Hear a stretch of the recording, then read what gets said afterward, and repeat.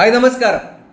ബലിയറുത്തത് പശുവിനെയല്ല, മുസ്ലിം വ്യാപാരിയുടെ വസ്ത്രാലയം അടിച്ചു തകർത്ത സംഭവത്തിൽ പോലീസ്. ഷിംല ഹിമാചൽ പ്രദേശിൽ മുസ്ലിം വ്യാപാരിയുടെ ടെക്സ്റ്റൈൽ സ്ഥാപനം അടിച്ചു തകർത്ത സംഭവത്തിൽ പുതിയ വിശദീകരണവുമായി പോലീസ്.